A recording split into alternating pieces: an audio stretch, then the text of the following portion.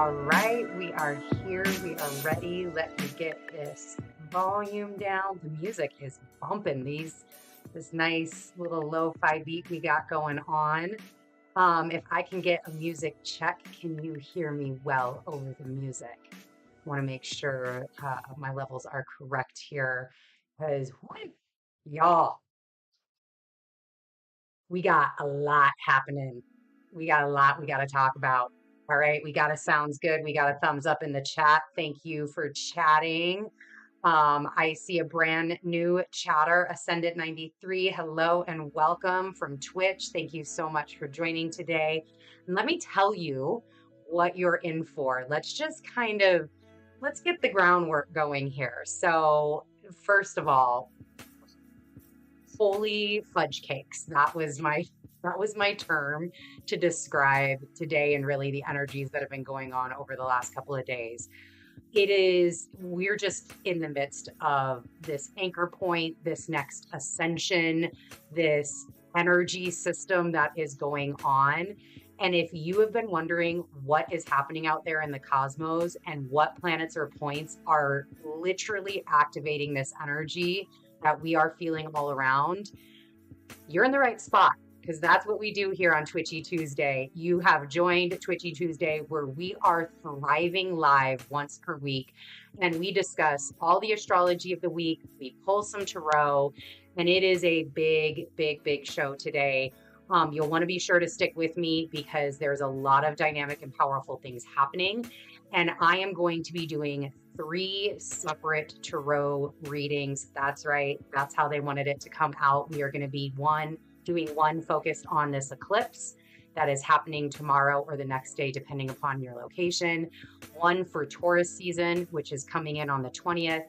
And then one for Mercury Retrograde. So that is going to be our show today. Thank you everyone for joining. And we are going to very quickly clear space because, like I said, it's a big show. We got a lot going on.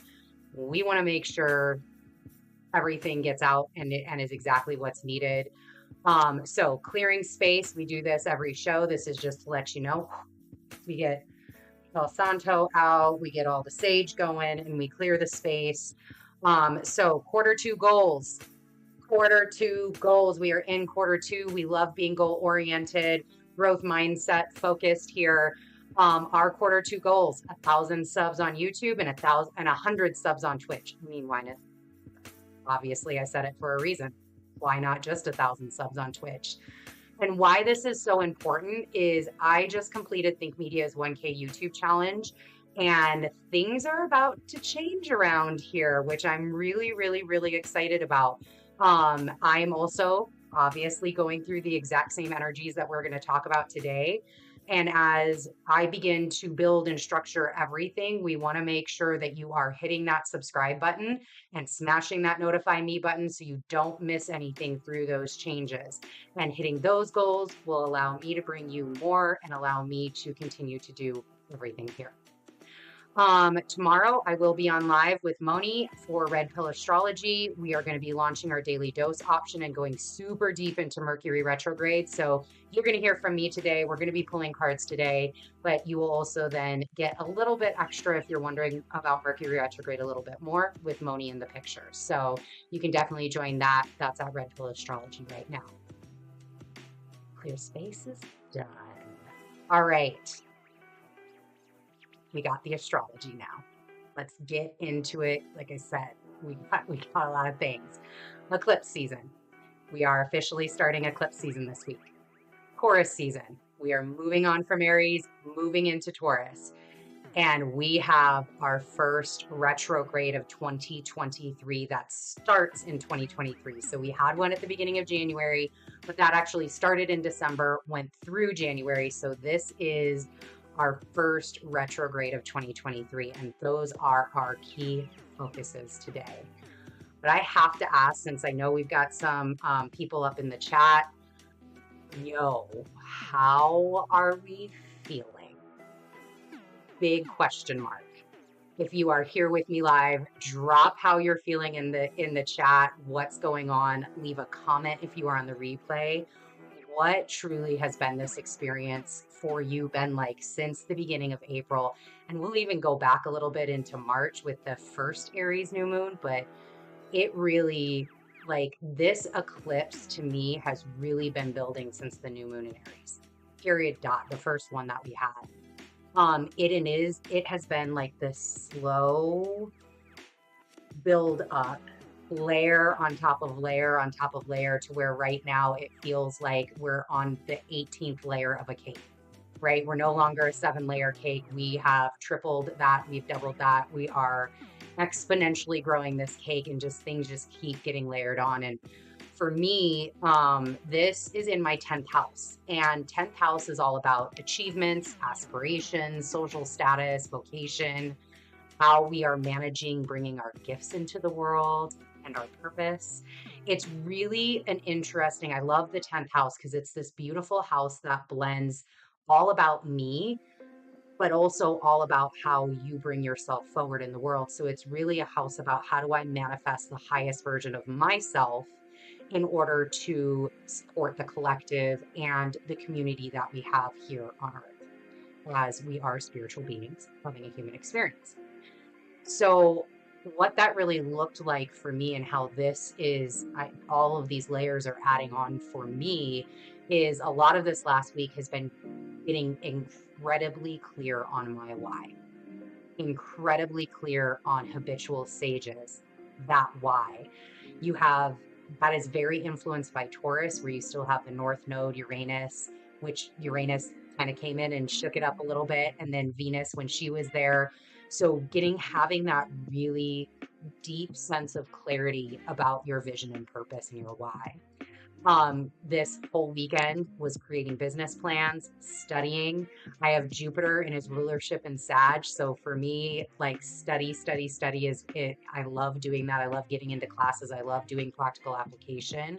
And that's really was kind of part of that 1K YouTube challenge by Think Media. So there's been this really big feeling for me of opening up. There's been a lot of acceptance. There's been a lot of like moving to the next level, but in a very different way than I've ever felt before. A lot of this is around the like sincere ownership of my life and the actions that I'm taking towards creating the life of my highest path and purpose. So that's really just to kind of, if you're wondering like, okay, I've been feeling some things, but I'm not really sure. That's how you can utilize your natal chart, where this is applying in your natal chart, get a little more clarity on where these themes may be coming up, and then help you to correlate some of this information a little bit more. And thank you. Can we give a hand clap for Mercury? Mercury already just in his shadow phase, just fucking up all sorts of technology. Mercury, thank you. We are so happy you are in your shadow and about to station retrograde, and you just continue to work with technology. I love it. And we'll be getting all into that. So let's talk through the week. Again, I'm not going to get into specific transits in this one because it is such a big show with the 3 readings that we're going to be doing. But I do want to let you know and let everybody know where we're at, what's going to be happening. So 18th, which is today, we don't have any direct aspects. Yay. The eclipse is enough, right? So the eclipse is actually going to be happening very late at night on the 19th. I am in Central Time Zone. So if you are in another time zone, particularly Eastern or later, it's actually going to happen on the 20th. So depending upon your location, it will be either very late at night on the 19th or very early morning on the 20th. And that is going to be a hybrid solar eclipse in Aries. Then on 20th is the start of Taurus season. That is when the sun ingresses into the sign of Taurus. And as soon as the sun does that, we're talking snappy fucking quick, that Pluto square, sun square Pluto in Aquarius is going to happen.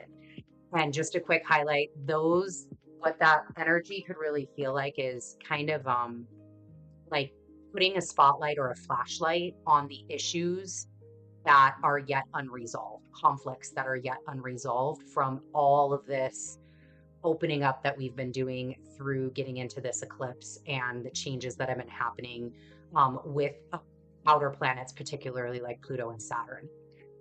Then on the 21st, we have Mercury retrograde. So it's like there's no breath, there's no breathing during this time. It is I'm getting this image. I just saw the TikTok of the Ferrari roller coaster.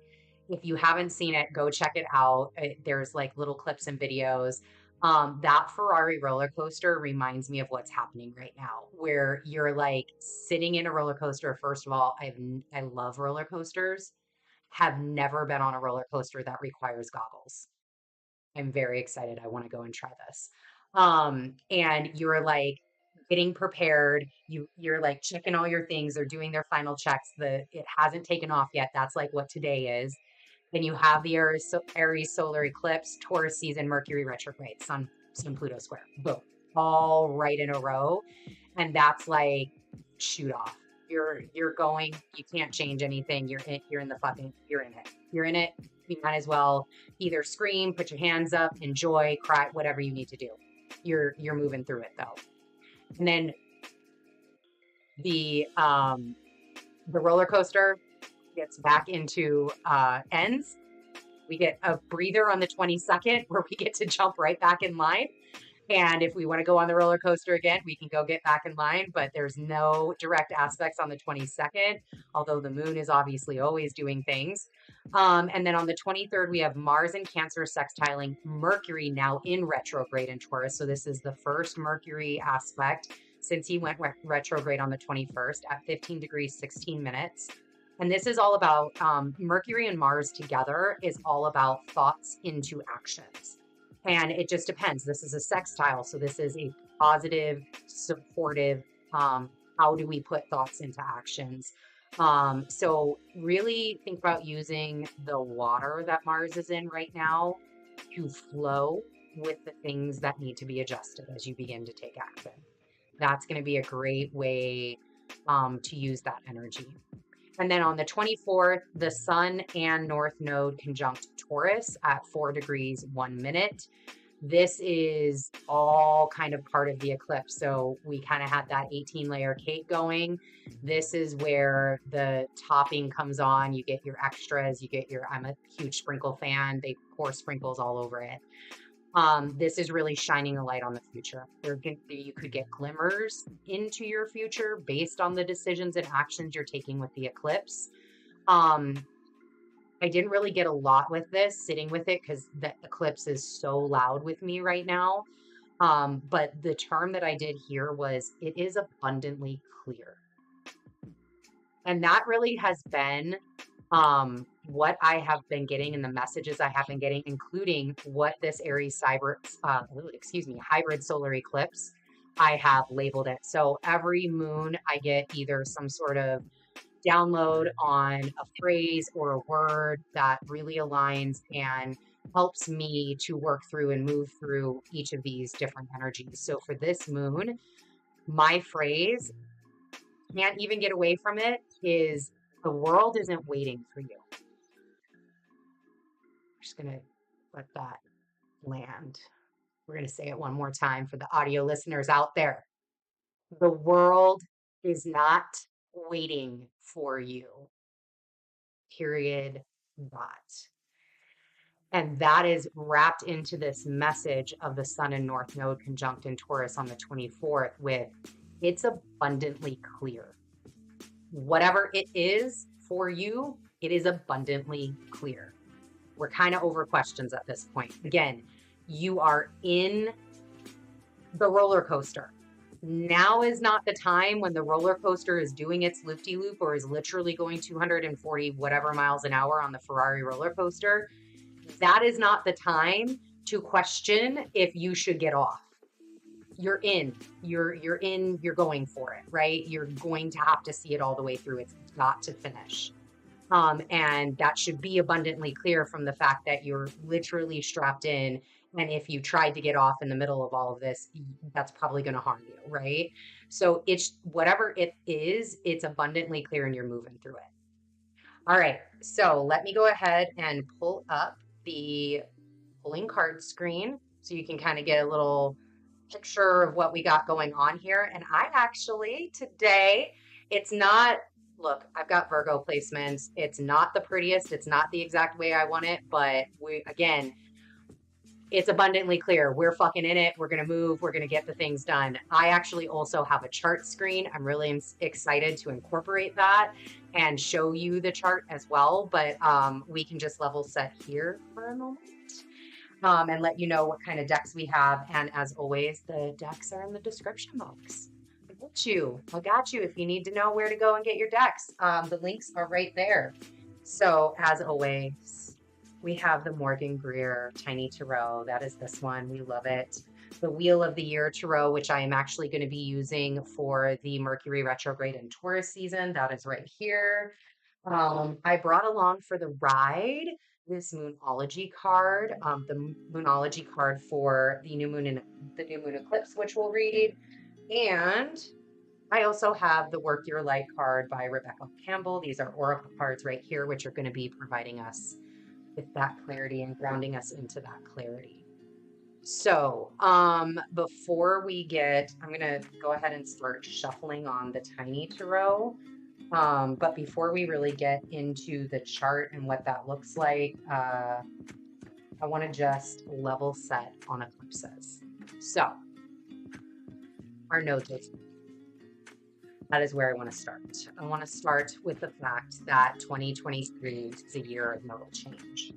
And what that means is the North Node and the South Node currently are in the signs of Taurus and Scorpio. That is the access point that they're at. This year and from July is when they're actually going to get into these signs through January 2025. They are transitioning to Aries and Libra. Once that transition, happens, and the nodes permanently land in Aries and Libra. Ooh, hello, look at that. We love that. 10 of Pentacles. I'll take that all day long. Look, cannot wait. Yeah, it's definitely going to be an adventure. 10 of Pentacles and 8 of Cups. When this happens, there is going to be a shift. So new moons, all of the new moon eclipses are going to end up becoming masculine eclipses. So they will be in masculine signs. Those are the signs of fire and air. Full moons during this time, during 2023, will end up being in feminine signs, earth and water. And that is very interesting and a very interesting juxtaposition because new moons are typically associated with the womb, the mother. So masculine energy inside of typically very feminine internal birthing, right? New moons are where we birth things. Full moons are where we take action or we release things. And those are getting a little bit of a flip-flop this year. And that's wonderful. I'm really excited to see what that transition brings since we have been in fixed signs. That fixed Taurian sign for eclipses with the North Node there. So we have this eclipse, right? And it is a North Node eclipse, which specifically aligns with showing you forward, showing your path, and energizing your growth. So this is, again, so we have this 8 of Cups. What is your best and highest path? What are the things that you need to take forward, right? That's all what this is about. This Aries North Node is here. We are going forward and we're energizing our growth. 10 of Pentacles to really hone in on this new, whatever that new is for you. But whatever it is very prominent in your life. It is not something that's like out in the ether that's happening. It's not necessarily like a huge global thing. It's very personal. It's very self-oriented. It's very grounded in you and what you are accomplishing in this world. And so with the Taurus Scorpio versus Aries Libra access point, which I just want to hit on real quick, the differences between these two are a little bit subtle, but they're really important distinctions.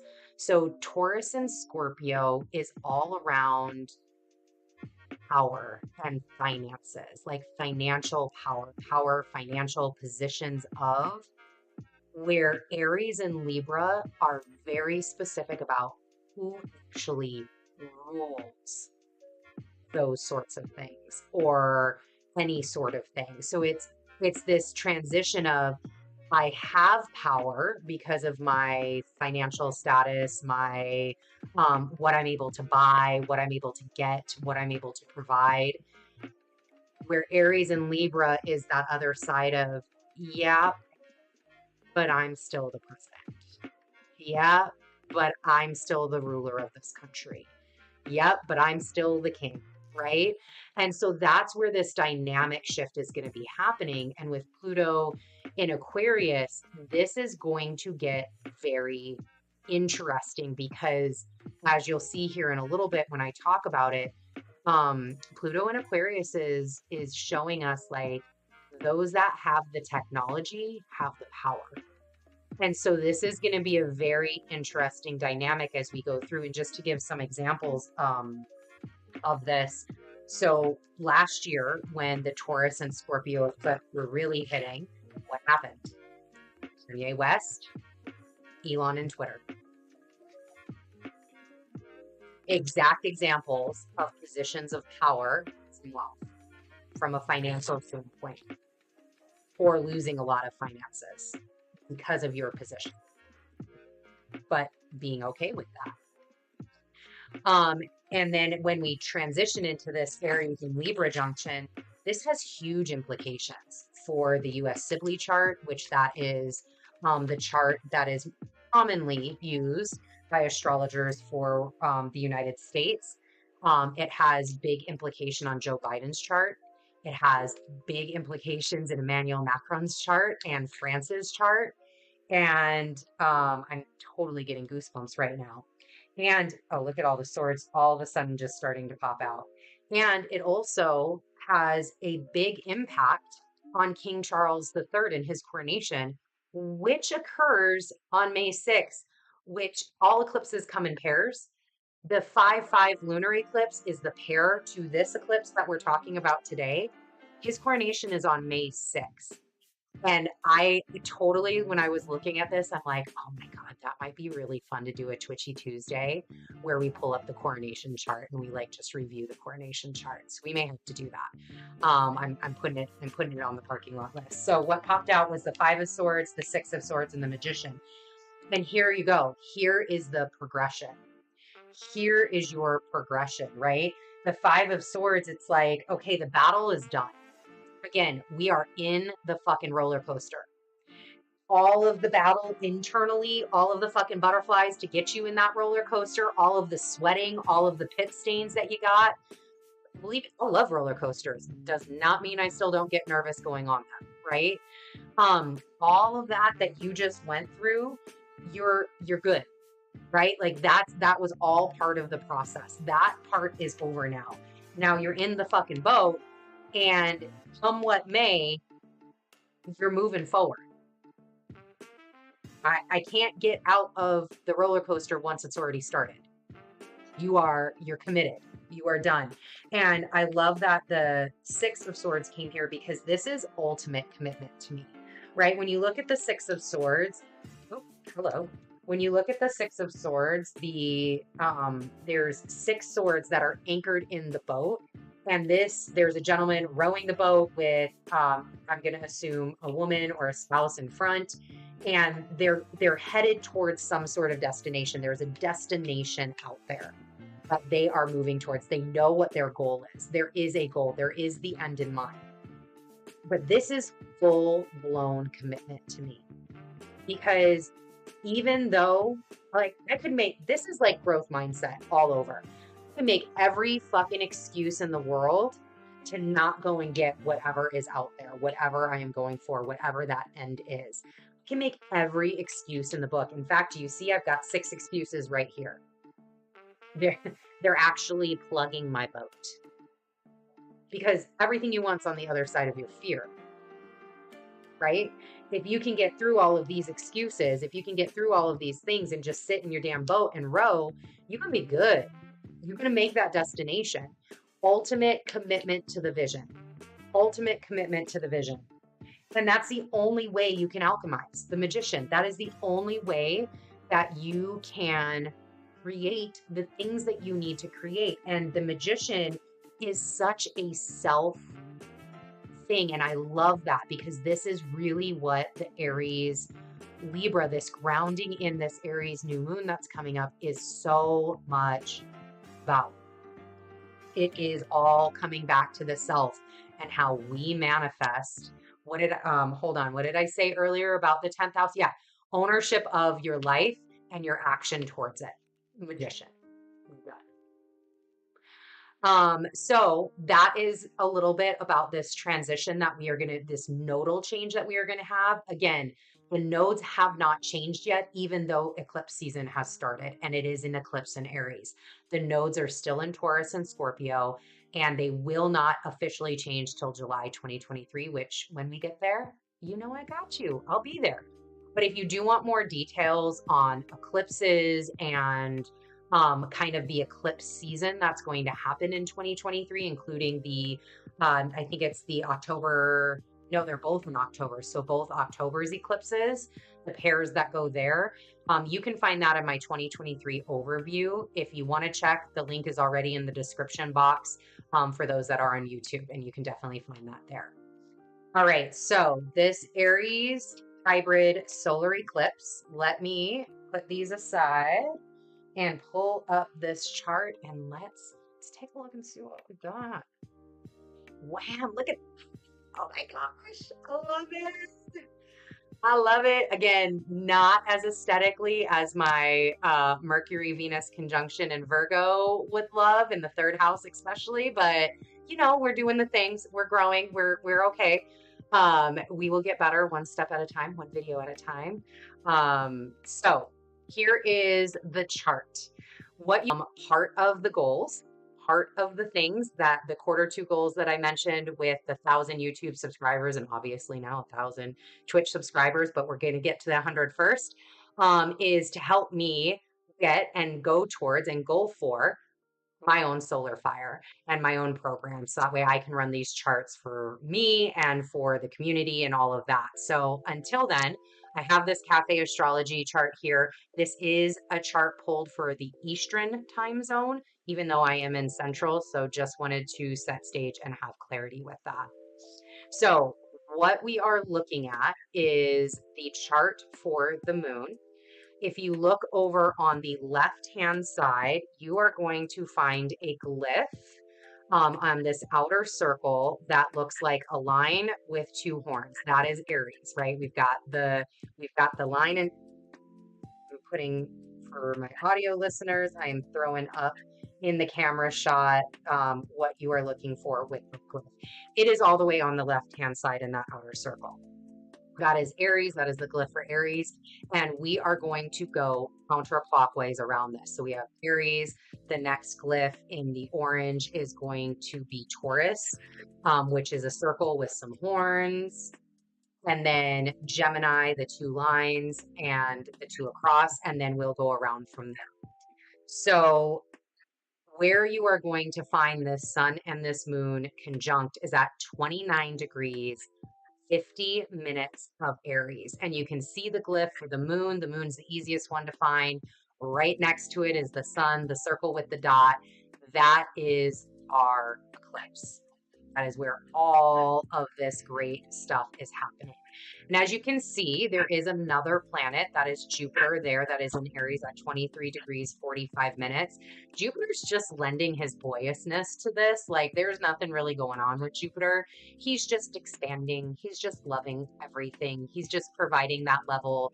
He's that friend in line for the Ferrari roller coaster that's like, yo, this is going to be fucking awesome. He's like your hype man. So use when things are, when you're panicking, when you're sweating a little bit, your pits are going to get stained, use him as your hype man. And then when we move into Taurus, which then is that orange sign, next sign down, we have the North Node at 3 degrees, 58 minutes of Taurus. And we have Mercury right after at 15 degrees, 33 minutes, and Uranus. So he is applying to his conjunction with Uranus at 17 degrees, 49 minutes, which he won't get there because we are retrograde coming up, which we'll cover here at the end. So this is your eclipse chart. Now, where I want to go next is the sign of Aquarius, which is going to be found at the very top of this chart. Aquarius is the two squiggly lines. So it's kind of on the left side, but that is the glyph for Pluto. He is sitting tight at 0 degrees, 20 minutes of Aquarius. And why I want to point him out is because Pluto is squaring. That's what that red line with the box in it is. He is squaring this eclipse. Yep. We got Pluto involved. Y'all, look, we all fucked up. We got Pluto involved, and now there's questions. Now we gotta go. We gotta hear. We gotta do all the transformational things, which is wonderful. We love doing that. Love that energy forward. Okay. So that is the chart. I'm going to keep the chart up because I want to go over a lot of things and I'll keep kind of referring back to it. So first off, solar eclipses. What are they? They're new moons. That is what they equate to. So they are new moons. Lunar eclipses are full moons. They always happen in pairs. All eclipses happen in pairs. The pair to this is going to happen on 5/5, which is going to be in the sign of Scorpio. And that will be that lunar eclipse, so the full moon. When it comes to eclipses and the energies that they produce, they are normally longer than a normal moon cycle. So typical moon cycles, you start feeling the full or new moon like a day, maybe two, if you're depending upon the energy and where it's affecting your chart, to like a day or two after. So you got a little buildup, it happens, you got a little wane off, and then you go through the moon cycle. Eclipses are very different. Like I talked about, this eclipse, this Aries Libra axis is going to stick here till 2025. So the energy is longer than normal. Eclipses, because they are paired, do have that longer cycle. It can be very drastic. So you could have something immediately occur, the eclipse, like a great beginning, great ending, something of that nature, like something drastic is put in front of you at the time of the eclipse, but simultaneously it unfolds and the whole big story unfolds through time.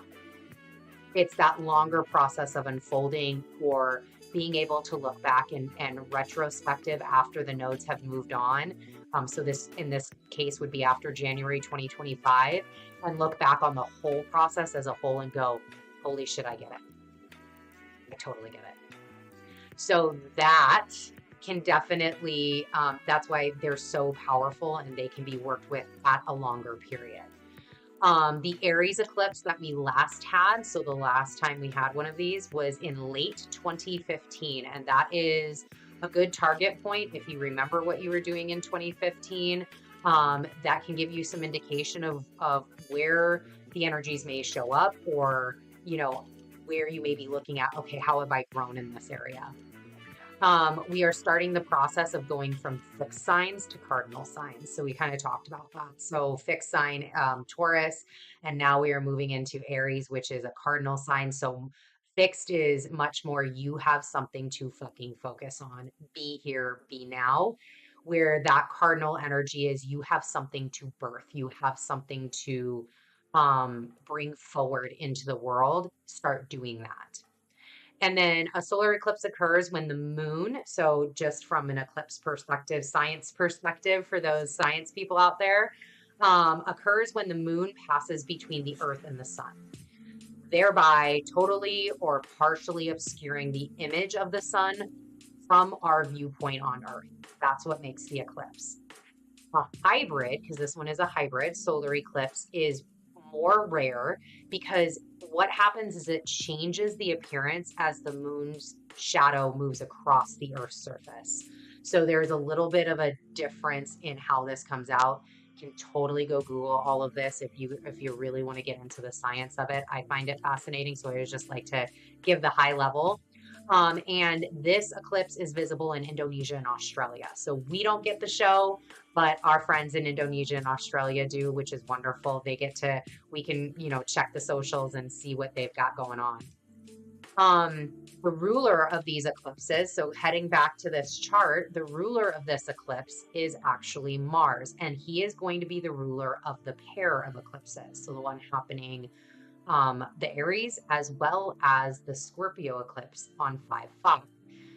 Mars is a co-ruler and the traditional ruler of Scorpio. Pluto is now the modern ruler and co-ruler with Mars.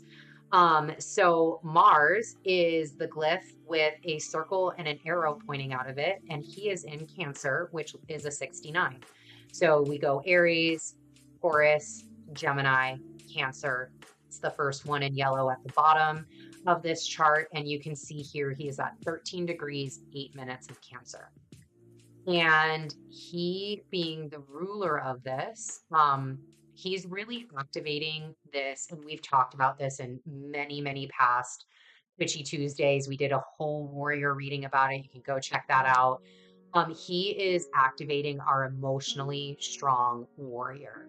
And really the especially when it pertains to this set of eclipses, which he'll be in Cancer for both of them, it's really getting foundations,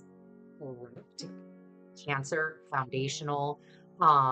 This is why you see the chart, it's at the bottom. It's our roots, it's our home, getting our foundation right before he takes off into the fire energy of Leo.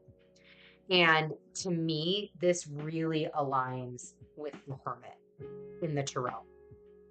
Mars is having a whole Hermit moment right now. And he probably, I know I need it. I definitely know I need it after his journey in Gemini. But it's really about building and working on this emotional inner foundation that you need in order to transition from the feminine receptivity during new moons. This is totally download right now. By the way, guys, you are listening fresh right now. Thank you, ancestors. You are listening fresh. As we begin to change these nodes and the new moons become a time of masculine energy, and I'm sorry, yes, and the full moons become a time of feminine energy. So he's doing a lot here. Don't sleep on Mars, even if he is in a hermit energy. This is also the first eclipse we're not conjunct Uranus. Hoorah! We are very excited. However, it's going to happen in our second round of eclipses in November. So we get a little bit of a Uranian reprieve, but not much. This is also happening at 29 degrees. 29 degrees and 50 arc minutes, y'all. Like, it is so close to being a Taurus, like right at the beginning degree, 0 degree of Taurus, that it's not even funny. And this is the end. Like, this is the end, my friends. That's the song that is totally playing in my head right now. This is the end, my friends. Like, this is it. You cannot get off this roller coaster, period. It's an anaretic degree. It's an ending degree. We're done. So this square, again, we're going back up to our friend Pluto. Before we get to the reading, let's talk about this square because it has a very big part to play. This is where we're going to see the power struggles come in from, whether that is power struggle internally as self, because this moon is much more about self than it is, although it does affect the collective, right? But these power struggles around these Plutonian themes being in Aquarius are things like biology, medical, virtual, AI, technology, independence, all of these things that we've been talking about as Pluto is entering into this new 20-year cycle in Aquarius. Now, again, he is going to be going back and forth this year and won't fully settle here this year, but between the Capricorn and the Aquarius, but we are getting a taste of these things right now. And he is in Aquarius during this eclipse. And this is, again, this jumping off point. There is something happening and the world is not waiting for you. And these things, whatever Pluto is tinkering with up there, it's like new power. And what does that look like? And, is technology the new power source? Is technology the new indicator of strength when it comes to independence, countries, nations, things of that nature? And who has it? And if those that have it, are they the ones that get to make up all of the things, all the rules? And so these are the Pluto and Aquarius things that, again, not something we're going to solve today. This is going to be a 20-year unfolding. So we got time, y'all. But it does bring up a really interesting thing. And the eclipses that are going to happen in November and then into 2024 are actually speaking of independence, country, and state. I live in Texas, so I'm very, very fucking excited about this. I've actually, note to self, I've got to go plan my PTO. They're going to go over San Antonio. Literally the X of the eclipse path. You can go look at this on Google. The X of the eclipse path for the November eclipse and the then beginning season of 2024 eclipse is literally going to make an X over San Antonio, Texas. You can't make this shit up. Wow. It's going to be so exciting. So, let's get into the reading. One other thing, and I want to kind of set stage on why this reading is going to be focused so much on the self, even though we've just got done like really talking about the bigger aspects. Two of my husband's favorite sayings, and I'm totally throwing them in here because they are so relevant to this conversation, is the common folk have little to do with the Game of Thrones. That's so real. The common folk have little to do with the Game of Thrones. And while all of this is happening, and we have really for one of the first times, in history, we have this very unique, huge center stage on knowing and getting the information super lightning quick when these things happen. We are seeing it. But when you really dig down deep, does any of it have to do with you and what you're doing to bring yourself into the world, your highest and best self into the world? And then his other favorite saying is, never let a crisis go to waste. Look, for a benefit, never let a crisis go to waste. There's good foundational things you can do in crises. There are good things that can come out of it. There are very grounded financial things that can come out of it. So, the reading today is going to go as such. Again, we're rolling around this theme of the world isn't waiting for you. It's time to get going. The world is not stopping. And that's really what this sentence is all about. The world is not stopping. All of these energies, all of this astrology that we talk about is moving on. It is not waiting for you to take advantage of it. You know when it's happening. This is why we study astrology. Take advantage of it when it happens, because it's going to be gone. It's quick. Our timelines are speeding up right now. It's almost like you should have already done this work. You should have already sat there. You should have already sat there and said, and like figured out if you were going to go on this fucking roller coaster or not. The time to do that is not when you're strapped in and it's about ready to go, right? It should have already been done. The level up is here, and you're in it. You are ready to go. And this roller coaster is taken off without you. Like, you can go and be with your friends and get in there. It's taken off whether you want to be in the seat or not. And that, like, it's not waiting for you. Get in the seat. Go do the things that you know you need to do. And this all comes back to you, to yourself. So that's where we're going to ground in. So I am going to read from, here we go, the Moonology book on this new moon eclipse energy of this card, which is really beautiful. And then we're actually going to do like a little reading with an eclipse little thing. We're going to bring in the energy. We're going to bring that over. And then we have an oracle card question for it. So the Moonology deck says, expect powerful change. If you want information that you can achieve your dreams and get the desired outcome in the situation you're asking about, then this is it. This is a card of beginnings, and there are powerful energies at work. But be prepared. It could be quite a ride, and events now could even be jarring and uncomfortable. That goes back to how long an eclipse cycle can be, right? However, any new directions you take will almost always lead somewhere better than where you are at this moment. Whatever is happening now is happening for a reason you'll appreciate later on. A new portal is opening up. All you have to do is have the courage to forget about the past and move through it. You're beginning excuse me. You're being put back on the right path. There is nothing to fear. Attuned to the moon. Never mind the past. Life evolves every single day. Additional meanings for this card. This is my favorite. I love this. Yes. Yes. 1,000 times yes. Additional meaning. You're being shunted towards your life purpose. Can we get a lookup and a drop in the chat or in comments what the word shunted means? Because that means like you ain't got a fucking choice.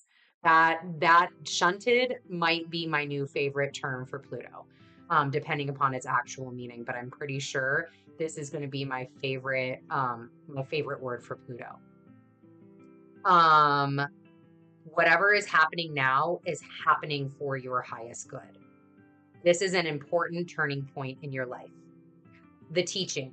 New moon eclipses are among the most exciting astrological events. They herald a complete change of pace. It's as though you're headed in one direction, probably being guided by your ego, and then here comes the divine, the goddess or spirit, to turn you instead and face the direction you actually need to go. Regardless of whether or not there's a new moon eclipse happening when you pull this card, it's a powerful affirmation of positive turnarounds. There we go. I love that. Okay. So I'm going to put this off to the side and let's get into this reading and these questions. All right. Ancestors, spirits, thank you so much. What? All right. Ground. As we go into this eclipse, what do we need to reflect on? That is the first question. As we go into this eclipse, what do we need to reflect on? Okay. What do we need to reflect on? Well, hello. Okay.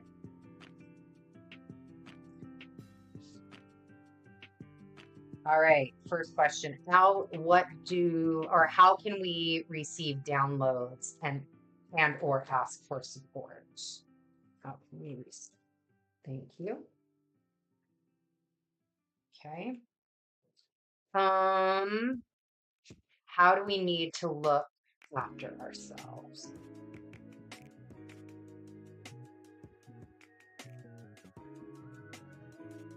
And then what needs to change? What needs to change as we go into this eclipse? Ooh. And how do we transform? How do we transform during this eclipse?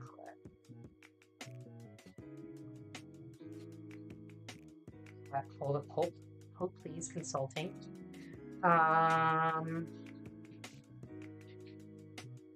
Okay.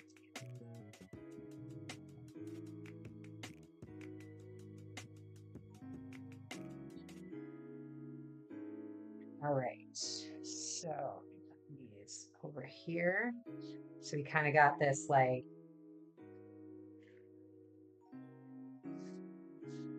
this little arc path, right?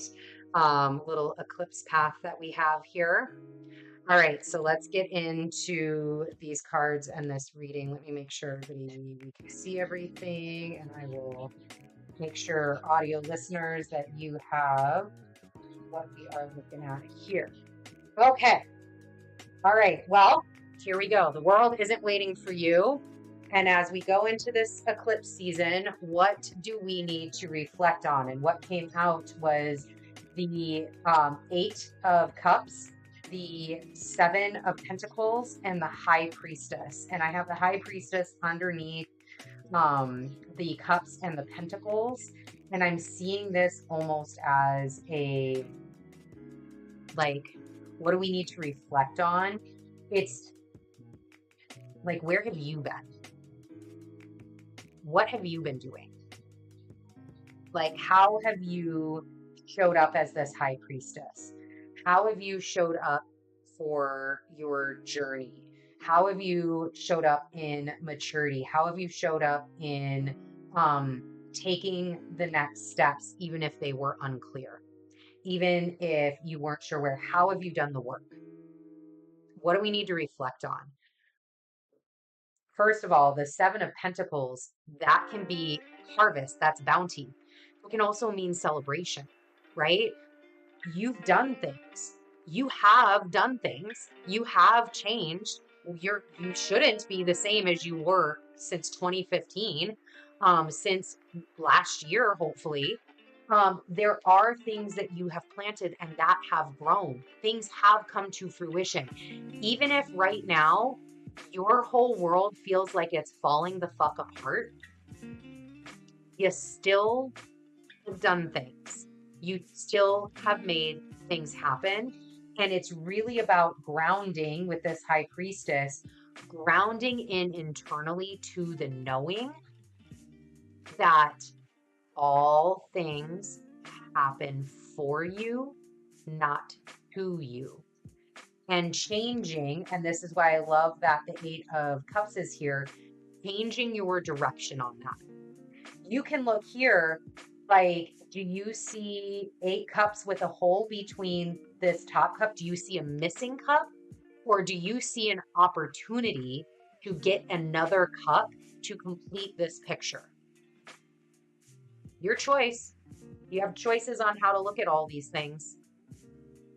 You can look at that, woe is me. You can look at that as I have grown and developed and I have planted things and things have come to fruition. And I can keep doing them. So really ground in. This High Priestess is so much giving me, get grounded, get very deep into yourself and reflect on all of your wins. Reflect on where you have had holes. How are you going to make sure that those holes get filled in the future? Reflect on what this process has been for you, right? If you look here in this Seven of Pentacles, not each one of these pentacles is the same size. They're not the same size. So if they're not the same size, that means some are growing bigger than others, which means you did something to some of your dreams to get them to flourish, your manifestations to become abundant, to become Jupiterian, become bigger, right? And some still need a little work. Reflect on what is that? That's what what this eclipse season is all about. Reflect on that. And guess what? Not only do you have these 7, you still are missing 3 pentacles. You still got 3 more to go. So you're planting also new seeds. What is it going to take to water those? What is it going to take to make those grow? And you can't do that without being grounded in your reflection. Grounded in the things that you need to change the next time around. Learning from people. And this is where we get into how do we receive downloads or ask for support? This, as much as this is a solo journey, it is also a very shared experience. There is one man in this 8 of Pentacles, so we've graduated from the 7 to the 8, hard at work. But when we look at how can we receive downloads and ask for support, well, first of all, if you're not grounded and reflecting on the things that you need to change, the universe, your guides, your spirits, whatever that is for you, your ancestors, have no idea what to bring into your path that's going to help you because you're not clear. You're not clear. You're not grounded. So get grounded, get clear, get your why down, get all of these things down, write it. Power of writing, y'all. Power of writing things down is real. Look, we just got these from Amazon. Get yourself a little notebook, spend the $16 to get a pack of them. They were a pack of 16 for 16 bucks. That's $1. Get a pack of them, get a pen, get a pencil. Write your why in pen, write your path in pencil. Purpose in pen, path to get there in pencil. And get it done, right? Get it done. And that's what this, how do we receive downloads, ask for support? Well, you gotta get halfway. You gotta meet the universe halfway. You already gotta be doing the work. You already gotta be there in order to receive. right? One of my favorite little jokes or analogs was the one about where a guy was asking God and praying to God over and over and over and over again his whole life. Please let me win the lottery. Please let me win the lottery. Please. And every night it was in his prayers, every single night. And he never won the lottery. When he passed, he asked God, how come you never answered my prayers? And God said, because you never went and bought a ticket. You gotta meet God halfway. You gotta meet the universe halfway. There's action that is needed from you to get all of this to flow and happen. Not only that, but this also really signified asking for support. This is also not a solo mission, right? You have to do the work. You have to be the one, just like I had to be the one to sign up for the 1K YouTube challenge with Think Media. I had to be the one to show up to all the lives. I had to be the one to do my homework, do the things that I needed to do, take the information and the application and put it into my book, my information here. I had to be the one to do all of that. But I don't know what they know. So now this is where asking for support. Where is your gaps? Where are your gaps? And who is in your group? What mentors can you get? What guidance can you get? What classes can you get? What things can you get to fill that gap? What can you get? So that's how we ask for support. Noble the Gamer, thank you. Shunt, to push or shove someone or something. Yeah, that's a total Pluto word. Pluto shunts all the fuck over the place. Hold on, we're gonna get that. We're gonna get that on the clip. Pluto shunts all over the place. That's gonna be my new alignment. I have learned something today. We are growing. How do we need to look after ourselves? So at the top of this apex of this eclipse, we have the Emperor and the Three of Pentacles. How do we need to look after ourselves? Do the damn work.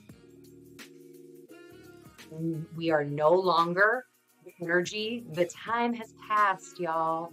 The energy has passed. We are no longer in the time of hibernation. I don't know if you got the memo. Seasons changed. Aries season came around, right? Like, we are done being in hibernation. We are woken up. It is time to take action.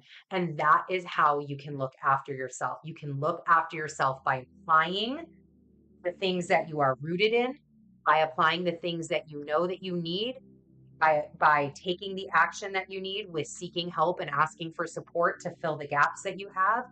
That is where you get to looking after yourself. Start getting to work. Start taking action. It doesn't matter what that action is. It needs to be toward your goal. If your action is to buy on Amazon today, this 16-pack of books, I will throw it in the description box for you afterwards. So there's no excuse where you can't, I don't know which one to get. There's so many options. I will narrow it down for you, right? Here's the support. I'm here. Hi, here to support you. Melanie Adams, your support. You're welcome. I'm here for that. I can definitely do that. But even if this is your only action, is to buy these books to get them delivered, so that way you can write down the things you need to write down.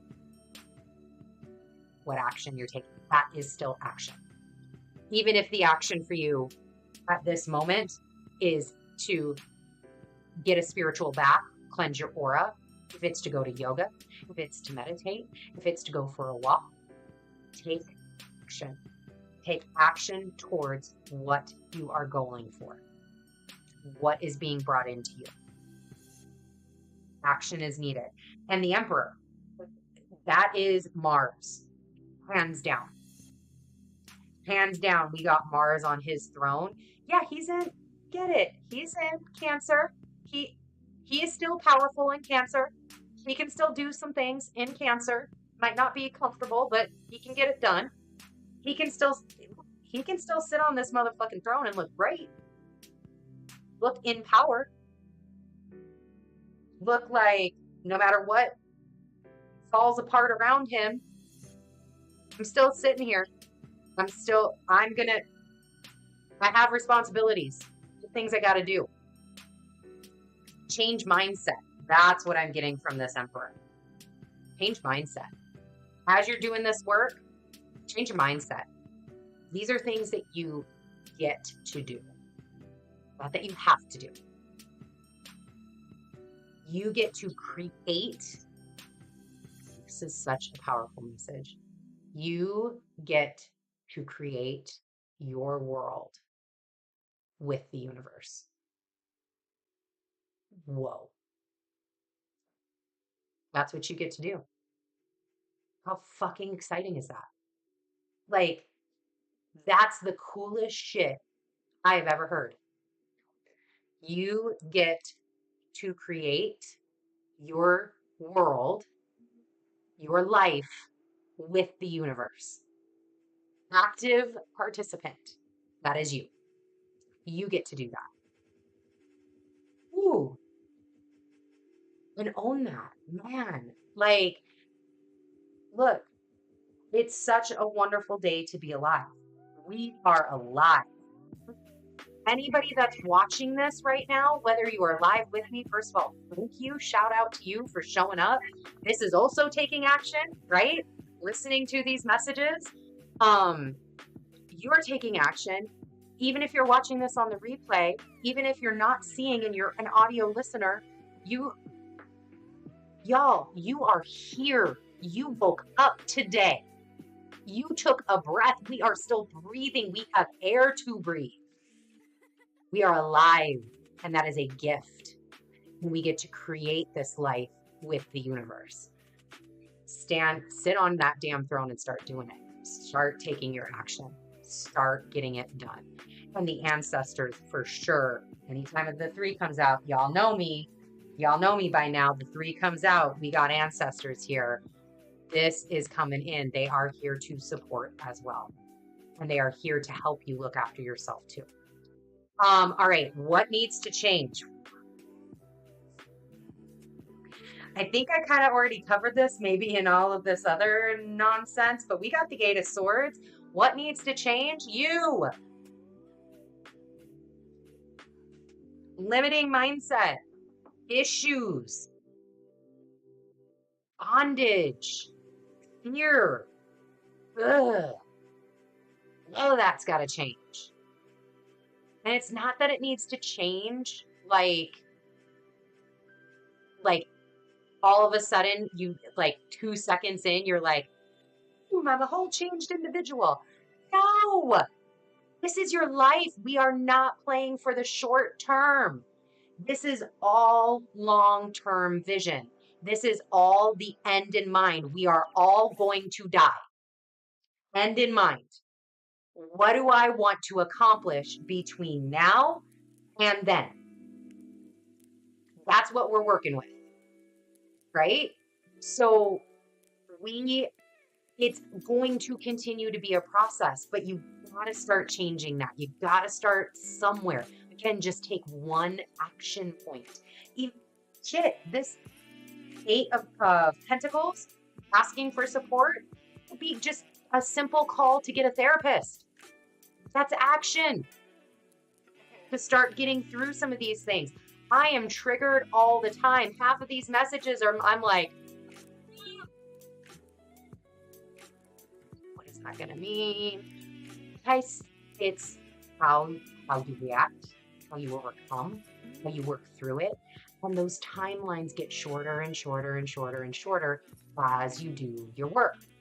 As you become the emperor and you do your work and you sit on that throne, all of this bondage, these ropes become looser and looser and looser.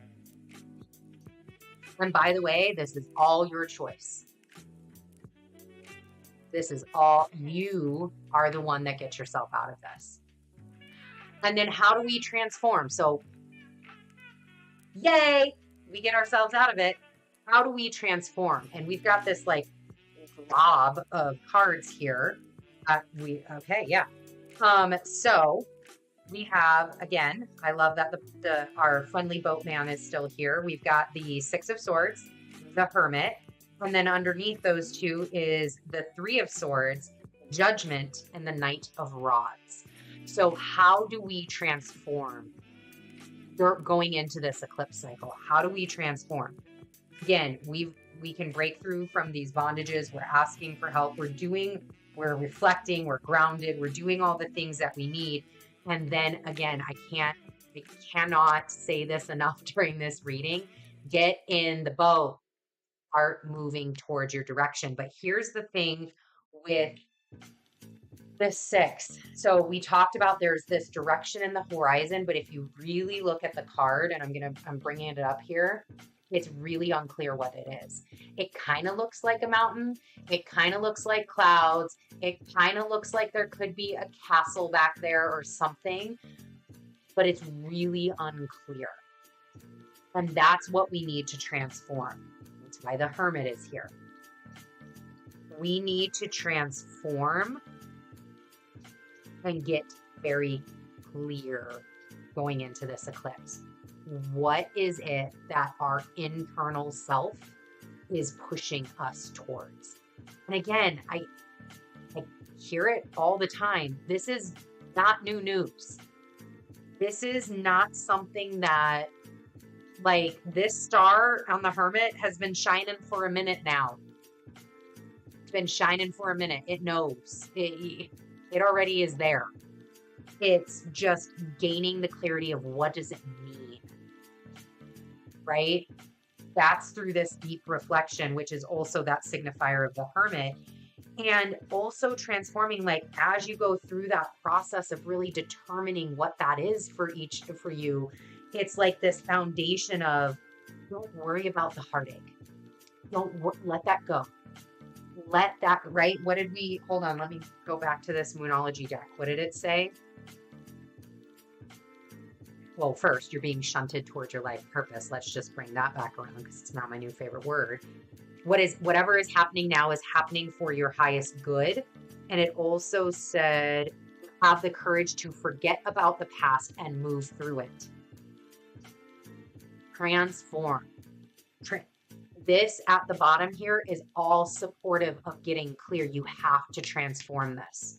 Whatever that heart block is, you've got to transform through this. You have to get back into your faith, back into that deep resonance. Again, Jupiter doesn't have a big part to play in this eclipse, but it is in Aries, and it definitely is close enough, depending upon how you read charts, to have energetic influence. So use it for what it can be. Get Jupiter in the Judgment. Use it for what it can be. It can be this beautiful ability to remain deep in faith, very positive, straight up, as Moni likes to say. And then we have the Knight of Rods. I love that out of all of this. So look at this whole spread here. We have the 8 of Pentacles, the 6 of Swords, and the Knight of Rods are the only cards that are looking to the future. That 7 of Pentacles aligned with asking for support. It's doing your work, getting the things that you need, filling your gaps, right? Asking the right people, getting the right people involved. And then this 6 of Swords is in that boat. Dude, you don't know where you're going. You know you're going, and you know it's good. You know it's good. And it's just gaining that clarity on the outside. And the Knight of Rods is going to help you navigate. This is the action. Rods are action. They're fire energy. They want to help you navigate.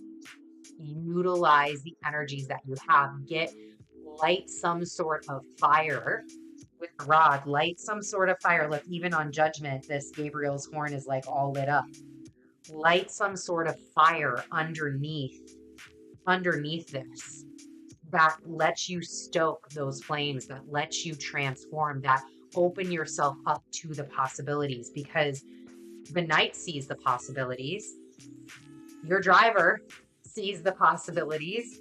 Your help sees the possibilities. Now it's about you seeing your possibilities, you owning your possibilities, you owning your purpose. All right, we're going to get the, there they are. We're going to get the Oracle card. And the Oracle card that the question that we're going to be asking for the Oracle card is, and it really goes right to what I was just saying about owning your purpose. What are we here to contribute? Because really, we're here to contribute ourselves, right, to the collective, beyond our planet collective. We've got cosmic entities, galactic energies, ancestry, lineage. We, like us coming up and showing up and heading into our power, getting very clear, owning our power. That's how we contribute to the whole. That's how we fulfill our purpose here and our purpose with the collective. So what is the guidance that you have as we go into this eclipse season? Thank you. All right. So, oh my gosh, love. You're already doing it. Stop overthinking. Keep facing your true north. And I love that it says true north here, because this is the north node, right? We talked about that. This is the direction forward. You're already doing it. Stop overthinking. Keep facing your true north. Keep going. So for those of you that are on your journey and you've gotten a little off, right? We had this 7 of Pentacles. Some of your pentacles didn't grow as you wanted them to grow. We have this empty cup space. It didn't get exactly where you needed it to go. Totally fine. Stop overthinking it. Keep going. Keep going. All right, let's read from the book, and then we will head on to our next delightful topic, which is Taurus season. All right, let's see. So you're already doing it. These are not in order, so please bear with me. Like, okay, where are we? Oh, here we go. 30. Okay, you're already doing it. Stop overthinking. Keep facing your true north. Do not question things so much. You're on the right track. You are facing the right way. Stop overthinking it. It's happening, and you are closer than you think. You are exactly where you need to be, and things are moving at the perfect speed. Do not rush it. Now is not the time to be impatient. Now is the time to walk steady. The Emperor and the 3 of Pentacles up at the top. There is no rush. What you are building is being built. 8 of Pentacles, 7 of Pentacles. What you have planted soon will blossom. 7 of Pentacles. With every new day, a new brick is being laid. You have come a long way. Foundations are steady. Your 3 of Pentacles. Now all that is needed is for you to trust and keep walking forward. If a thought, okay, excuse me, I'm like, wait, that didn't make sense. If a thought that things should be moving faster enters your head, that is just your ego comparing your rising to somebody else's. We're going to need a whole repeat of that. If a thought that things should be moving faster enters your head, that is just your ego comparing your rising to somebody else's. 8 of Swords. Let that shit go. Stay in your lane.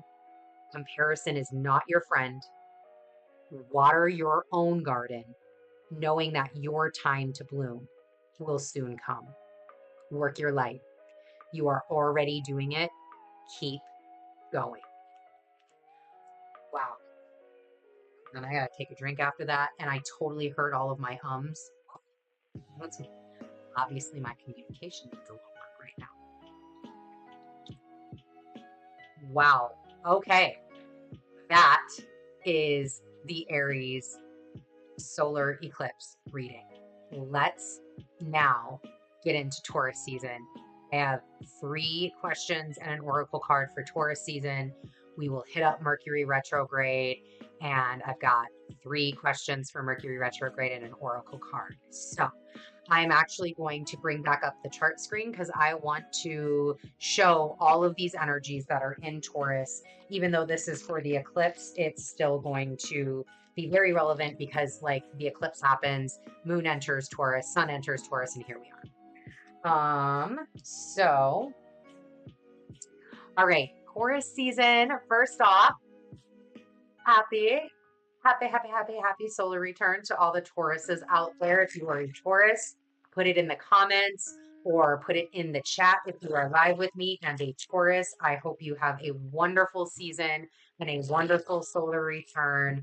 I've got some amazing Taurans in my life and some very strong Taurus placement, right? So very, very welcome crowd over here. Noble the Gamer, thank you for that. Comparison is the theft of joy. That was absolutely spot on. All right, headed into Taurus season. So first off, I just want to show again what exactly is happening here. So we're back on our chart. We're back on the chart screen. Taurus again is the circle with the horns representing the bull. You can look, it looks just like that right there. And it is the second one if you're going back over from the left in orange.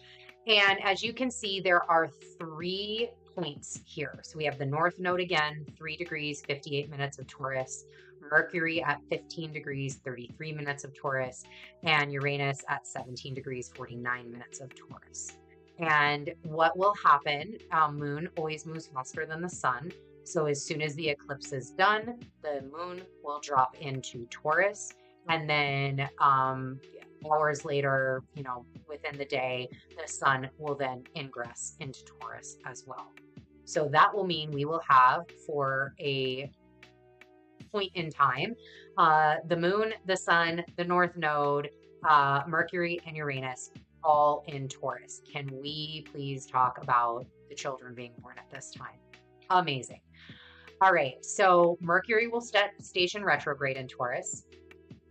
This is fixed Earth, fixed signs, fellow sun fixed signs. So I totally get it. We here, we out doing the things.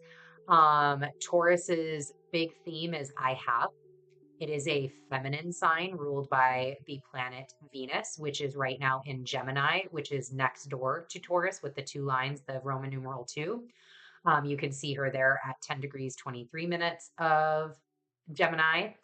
And it also, Taurus rules the throat. It is represented by the bull.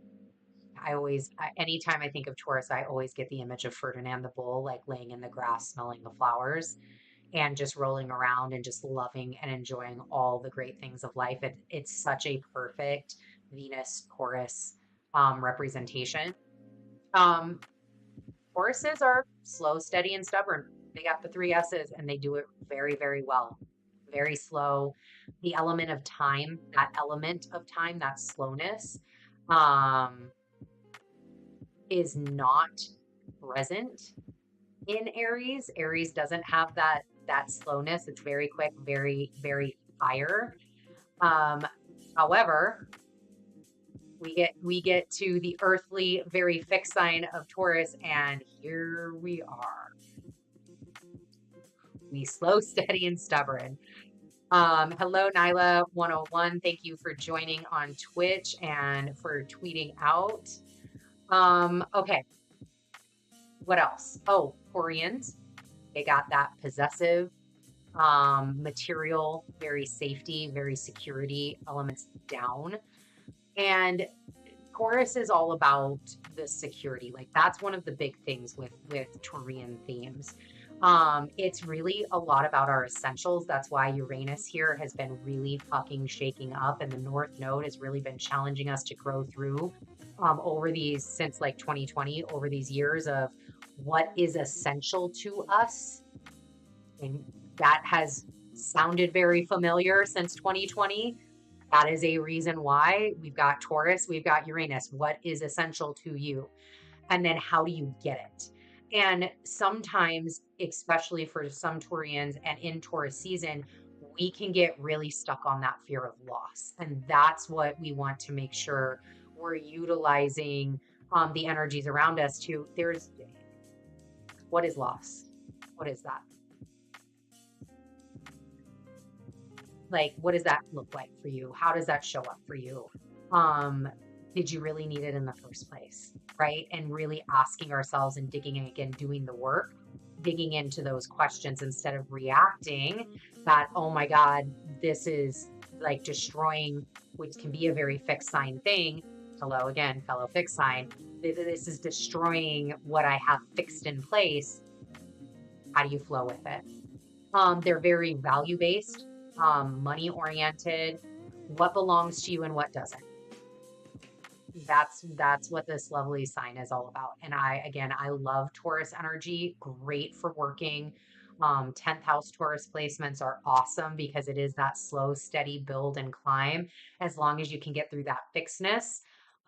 So that's a little bit about Taurus, but this gives you with the chart a little bit of grounding in how many actual energies are going to be here at the start of Taurus season and as the sun transitions through Taurus. So again, quarter two, pure potential. That's all what this is pure potential. All right, let's go ahead and pull some cards. Let me put this energy back here. I'm gonna put this because look, we're already doing it. We're just gonna leave that right there. And I'm actually gonna be transitioning and using Wheel of the Year Tarot for this one because it's got such a great Korean cards to it. It's been going really well lately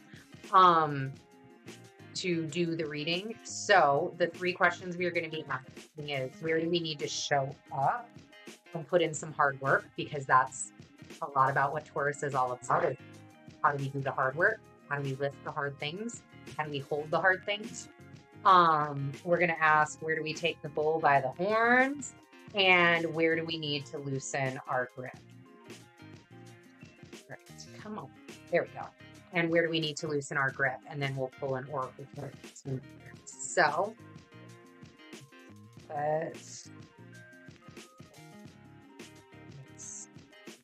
right. All right, spirit ancestors, where during this Taurus season, where do we need to show up and put in some hard work? Where do we need to show up and put in some hard work this first? Thank you. All right, and where do we need to take the bull by the horns? Where do we take the bull by the horns? The next first season. Thank you. And where do we need to loosen our grip? Okay, well that came out right. And then I'm actually moving these around because we can kind of get with these 4 questions a good kind of image for the constellation of Taurus. So put these over here, and I'm going to pull the oracle card right away because it's going to be part of this whole constellation story. So the question here, ancestors and guides, is how do we make ourselves comfortable in the material world? Ooh, thank you. Okay. I don't want us to get confused with one. I'm going to put that one over here. We'll still get the energy out. Okay. So, I mean, rough. This is rough constellation tarot pulling here, y'all. Okay. So, first question. Where do we need to show up and put in some hard work? Again, that's very Korean. Hard workers, very grounded, very slow, steady, but very good at what they're what they do. And this is the Chariot. Where do we need to put in some hard work, Taurus? Hi. We need to put in some hard work in like moving, going, taking the action. I love that they're in this. So in this Chariot version, there is a gentleman in the chariot holding this gigantic sunflower. So good sunflower energy. If you align with sunflowers, look, that might be something speaking to you directly. But I feel like the sunflower is giving us the clue of our direction, right? Where do we need to put in the hard work? Well, we need to get fucking going. First off, let's just go there. We need to get going. And we need to get growing in the direction of our abundance, in the direction of our growth, in the direction of all of these things that are going to happen that we just did this whole reading for.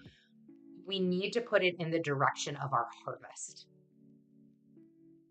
What is that looking like? What does that harvest look like? We need to start putting action here now and putting in some hard work there now, because there's only so long that you can plant certain things in order for them to be here at Mabon, in order for them to be here at harvest season, in order for them to show up when they need to show up. So there is definite action and hard work needing to be put in, definite hard work needing to be put in the action towards whatever we are harvesting, whatever we're planting this year. Where do we need to take the bull by the horns? We got two different ones, which is two very different cards, the Seven of Wands and the Knight of Pentacles. So where do we need to take the bull by the horns? This to me is almost like we need to take the bull by the horns where our bullshit is and where our ego is. And we need to figure out, because there's two here, right? And I'm putting one on top of the other because I'm really feeling this is where the balance is coming in from. This is where our balance needs to be. We need to balance it between all of that egoic energy, right? We just heard that work your light. You're already doing it. Get out of your own way. Stop the comparison. Get out of the ego.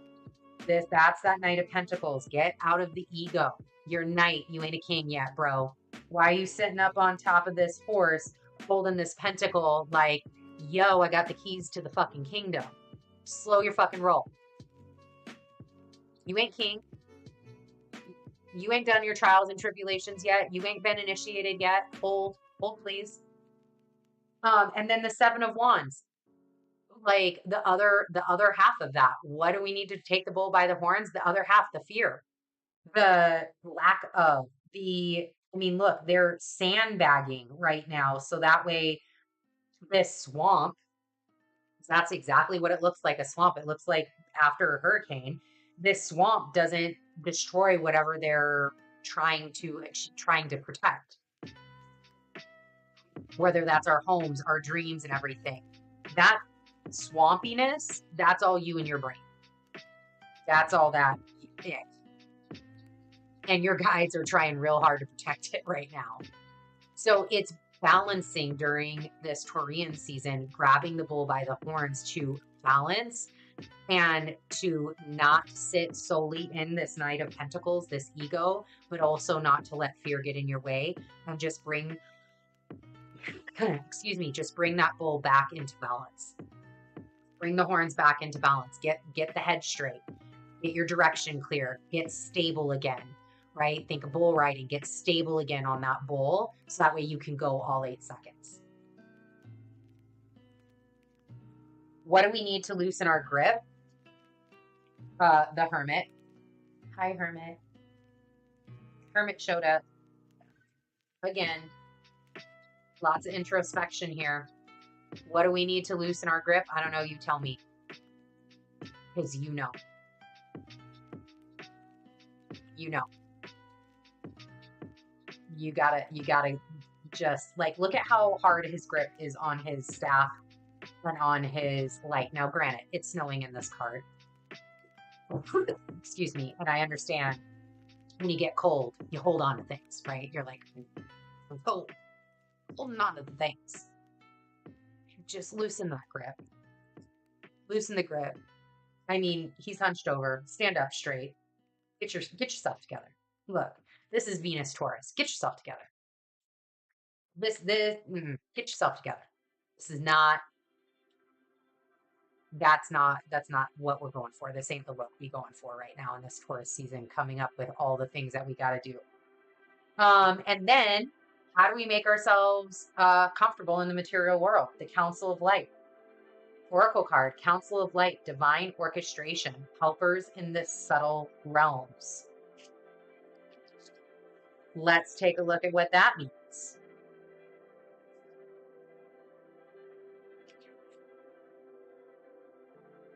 All right, Council of Light. So again, this is how do we make ourselves comfortable in the material world? Divine orchestration, helpers in the subtle realms. The Council of Light is a team of benevolent beings who are here to assist in the raising of consciousness of the planet. They are here to help you achieve your soul mission and are guiding you every step of the way. However, because we live in a world where free will reigns, they cannot help you without your permission. If you would like their assistance, it is time to ask them. They can help with all kinds of requests. Nothing is too big or too small. Think of them as your personal team of helpers in the spirit realm. They are willing and ready to step in and get to work. What would you like help with? What tasks would you like to delegate to them? The Council of Light is a team of ascended masters, light beings, angels, and guides devoted to the rising of Earth and all humanity. If you are a light worker, it is from them that you receive your personal mission. Like a spirit world United Nations, they want to thank you so much for doing this work and devoting your life to uplifting the planet. Pray to them for clarity and guidance regarding your personal mission. Put in your request and let them get to work. Work your light activation. We're going to do this. Hold the card on your heart and say, I'm holding it on the collective heart right now for everybody watching the Twitchy Tuesday right now and in the future. Here we go. Council of Light. We are ready to receive your help for fulfilling our personal karmic mission. Thank you for guiding us with clarity every step of the way and for sending us helpers and experiences that delight our mind, body, and soul. Ashe. All right. Putting that back. So, how do we make ourselves comfortable in the material world? Connect to the existential world, to the outside world. No, you're not alone. No, you have help. Connect back to your faith. Your faith, all of that, knowing that you are here for a particular purpose will help you feel more comfortable here. Again, doing the work, finding people that, nobody will ever truly understand you, but try to find people that can understand or at least be willing to listen to your journey. Right? It can get real uncomfortable down here. I get it. Totally get it. It can get real uncomfortable. But there is ways to make yourself comfortable, and that's through connections, deep soul guided connections. It's through, how do you get real fucking comfortable in the material world? Be on purpose. Be on purpose. Start walking your destiny path. It gets real comfortable and real fun. All right. That is your Taurus season reading. We're going to put that there. We're going to get these back. And we've got our final, whoa, this one's gone long today, y'all. I'm so happy. We got our final big energy. I told you it was a big ass show today. Our final energy to work through Mercury Retrograde, our brand spanking new Retrograde 2023 season.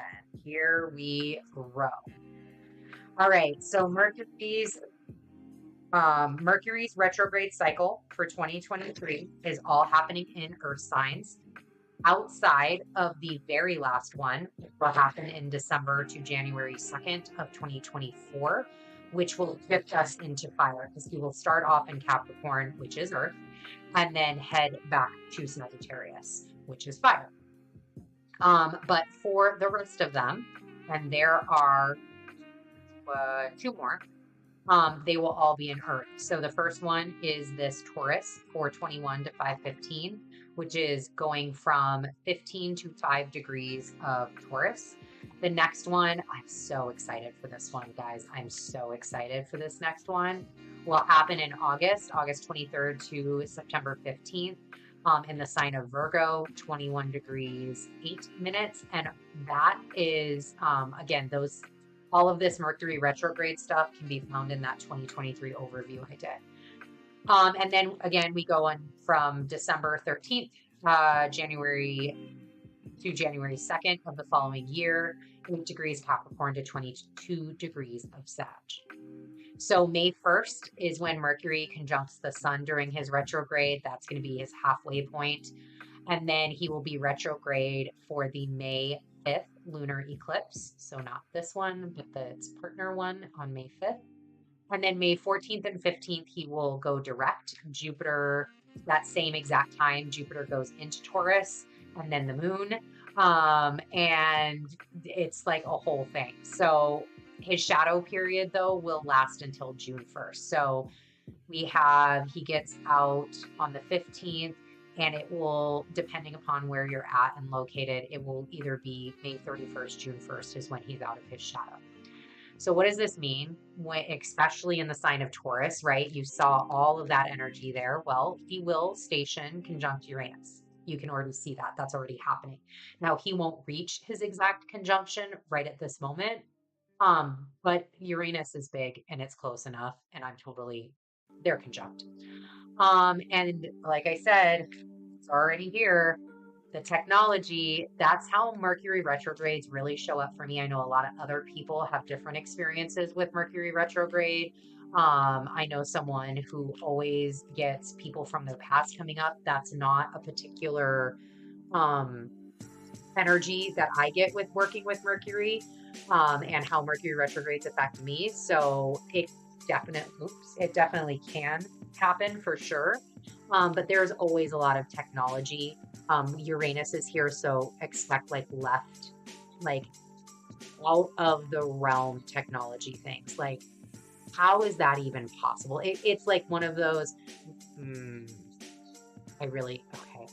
It's like one of those where some huge company, their technology goes down and you're like, how the fuck did that even happen? Like, they pay and they work to make sure this shit works right.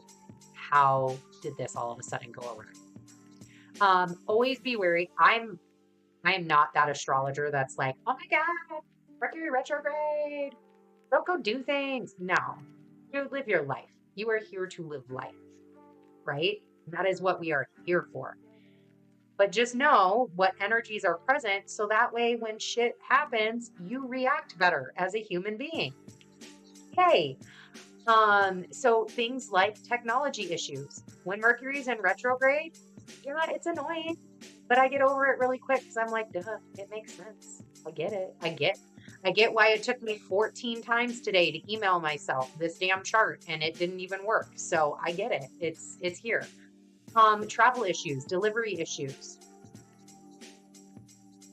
Go travel, go live your life, go do things, get things delivered. Just understand that if something goes awry during this time, it is what it is.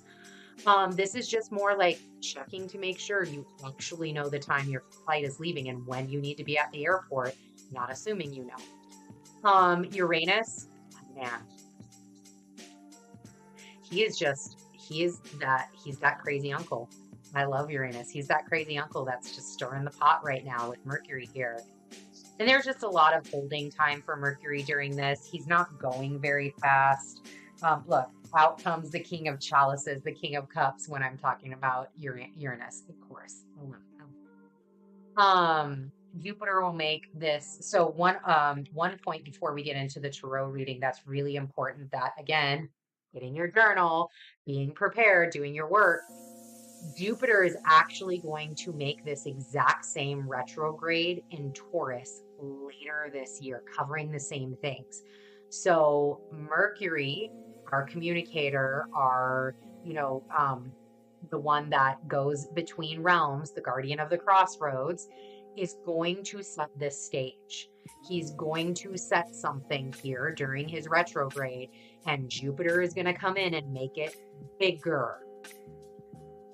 Whatever it is. High vibration, low vibration, doesn't matter. Anywhere in between. Whatever you got going on during this Mercury retrograde, Jupiter is going to come in and make it bigger. So just kind of something to be aware of.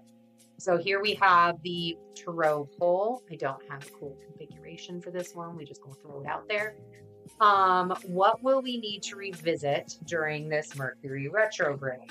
What are we going to need to revisit during this Mercury retrograde? What will we need to rework during this Mercury retrograde? What will we need to rework? All right, and what precautions can we take? What precautions can we take? Oh, okay, well, there we go. Boom.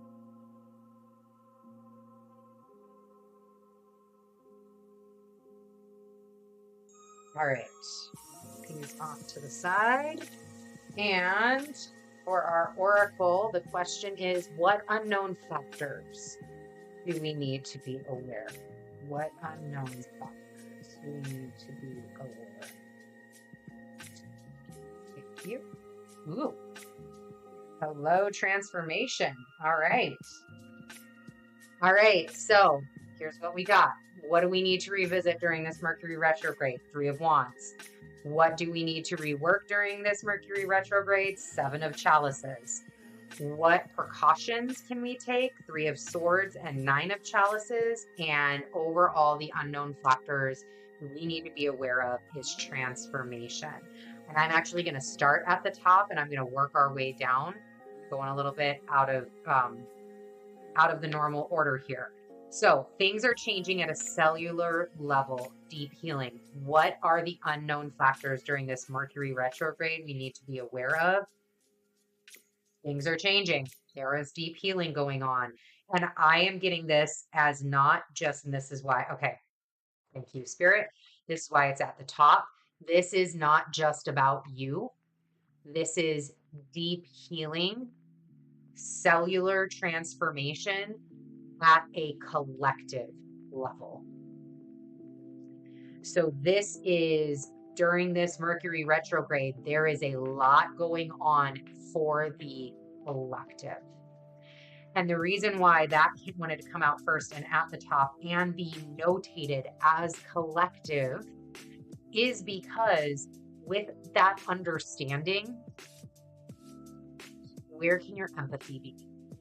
Right? We've got the 3 of Wands, the 7 of Chalices, 3 of Swords. Here's that 3 of Swords again, and the 9 of Chalices.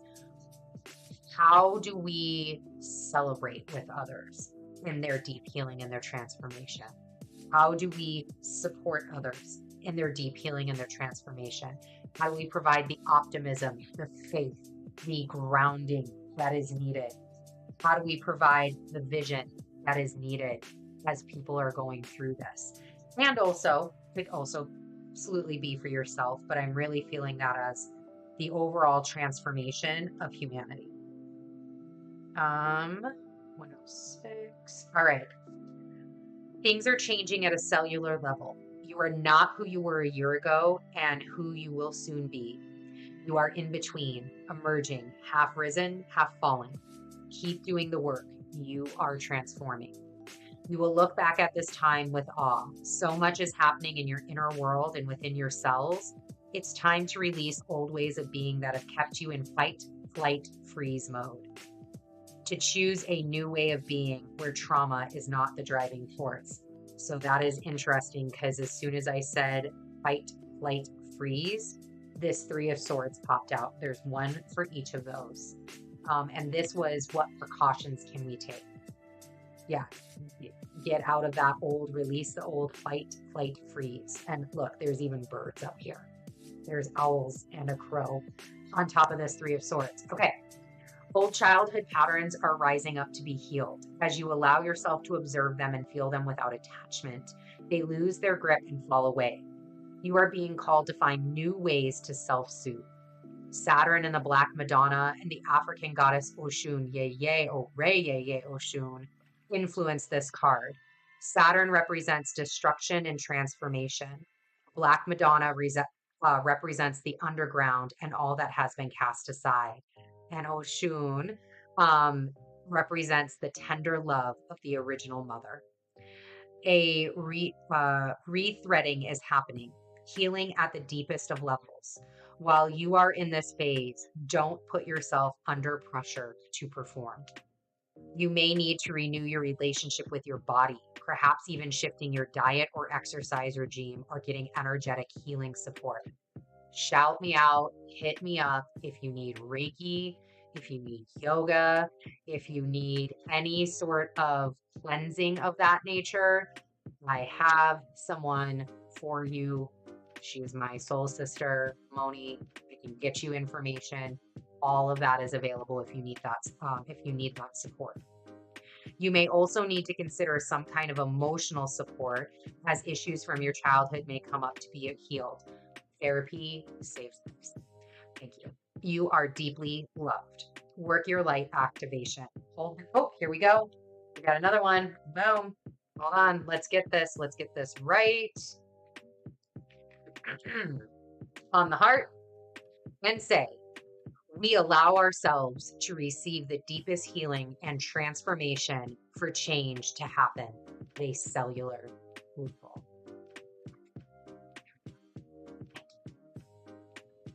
All right. Well, that was, I'm glad we started there. It's really interesting going back to this relationship with your body, perhaps even shifting your diet or exercise. When we look at some of these other cards, like revisiting and reworking, first of all, you have food on this 9 of chalices and this 7 of chalices here. It's this kind of like that emotional body too might need to be cleansed, but that idea, I mean, I even know in my own personal life, getting better food, the essentials. Here we come back, Mercury is in Taurus. Maybe that's part of what Mercury and Taurus is really trying to do, especially as it comes to what I was just talking about with the essentials and how we get them. And food is an essential, right? But what foods do you really need, right? What do we need to revisit? Like, here's this 3 of Wands. This girl's sitting on the grass with a puppy with the wands behind her. She's got the lightning bug. She's watching the moon and she's watching this falling star, making a wish on a star, right? Everybody make a wish on a star. Okay. And what do we need to revisit? It's like she's very youthful here. And maybe that going back to this transformation, maybe part of what we're revisiting with this Mercury retrograde in Taurus is some of those childhood wounds, is the younger version of yourself, right? That might be what's being revisited, that introspection to, your childhood wonder and where, have you regained that? Like, do you feel comfortable, like, making a joke and nobody laughing at it, but you think it's really funny? I'm a really bad joke teller, by the way, and I totally own that, and I love it. But I love jokes, and I never get them, like ever get them. It takes me a while, or I have to have it explained. But once I do, like, it tickles my fancy. It makes me happy, right? Are you willing and able to like go in a Target and start dancing down the aisles for no reason? Are you, where do your thoughts go when questions like that are posed? Where do your thoughts go? And that might be what you need to revisit, is where do your thoughts go when you think about who you used to be and how you can bring more enjoyment into your physical reality? What do we need to rework? Because here's the 7 of chalices. We need to rework the enjoyment piece. This was all tying together, and it's all tied together with a pretty bow, just like is on here. So there's butterflies here, another sign of transformation. So we got 2 transformation signifiers, as well as a ladybug. Again, a huge sign of transformation, and the crow, and the wisdom, right, with the owls here. But there is this celebratory. What do we need to rework? How are we celebrating ourselves? Look at how joyful she is. Look, Beltane is coming up. Are you going to dance around a maypole? And if you're like, why would I dance around a maypole? Mercury retrograde. What are we revisiting? What are we reworking?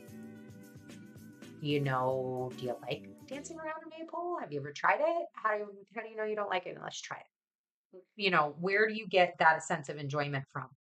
And that could be rehashing things from the past, right? As you're doing this introspection, this revisiting, you may remember she really liked coloring at one point in time. Really enjoyed that. You know what? I'm gonna get a coloring book and some pencils. I'm gonna get that along with my little notebook here. I'm gonna get that. And we're gonna make a whole order. And I'm gonna get it and I'm gonna start using it because I want to rework this enjoyment. What enjoyment is in my life right now? And is that enjoyment that's going to last? And my thoughts around enjoyment. Because again, we have to remember that this is Mercury. My thoughts around enjoyment. And how I communicate what I'm enjoying too, right? And then what precautions can we take? This Three of Swords, again, going back to what was that? That was the flex. Oh my gosh, I already lost it. Transformation. Here we go. What was this? The fight, flight, or freeze. The Three Swords. The fight, fight, or flees. What for? Flee. Yeah, freeze. Oh my gosh. Fight, flight, and freeze. Yeah. So what precautions can we take? We can take precautions around that. We can take precautions around what we're letting in. That's the other big thing, right? This cellular collective transformation will bring, everybody's having their own experience, y'all. Everybody's having their own experience. And some people are not meant to go through your current timeline with you. Some people are there for seasons. Some people are there for lifetimes. Some people are there for moments. And being able to have the wisdom to discern which one is which and take action accordingly, that is where all of this happiness and this joy can come from. But also precautions. This is the question. What are the precautions during Mercury retrograde? The Nine of Chalices. This looks really good. Don't be fooled by the big shiny things. Don't be fooled by the get rich quick things. Don't be fooled by the, oh, this is a shorter path to what I need. Use your wisdom. Use your wisdom. If that is a path that you have taken before, right? If that is something that you've already done, and going back to that Eight of Cups, and that was a gap for you that kept your tiny pentacle instead of the big, flourished pentacle for you, don't go down that same pathway again. Make a better, different choice. There we go. That's the messages. All right, so let's get back to this just chatting screen. Hey. Woo. That was a lot. I thank goodness, because I'm running out of my Rambler. I am running out of my water. We've got all kinds of goodies over here, and I am ready to close out everything. And the last thing that I want to say before I close out is this is a big week. I'm very excited. Thank you so much for joining me. I hope you guys have an amazing eclipse. I love eclipse energy. I love working through this time of year. Leave comments or anything if you do have any questions. And then the last thing that I will end with before I leave you, and we will obviously be back here next Tuesday, is expect things to be the way that they are until the middle of May. It's going to be chaotic before it settles. So if you're in the midst of a lot of things and a lot of chaos and a lot of energy, totally fine, right? And chaos can come in all forms. It does not have to be a chaos. Chaos is great. We love chaos. You can create out of chaos, but just expect that that chaos is going to be around. So you're not going to be able to create all the things that you want to create out of it until around the middle of May. And this is going to be where Mercury gets out of his shadow, Jupiter gets in, and I'm going to be walking with you down this path every single week. So, again, thank you all for joining me. If you are on replay, thank you for watching. Make sure that you hit the subscribe button and make sure that you are following, hitting the alerts so that way you know every time. Again, we are shaking things up. I am too going through all of this and I am growing right alongside with you. And yeah, taking you along on my journey. I'm so excited. All right. Bye, everyone. Melody out.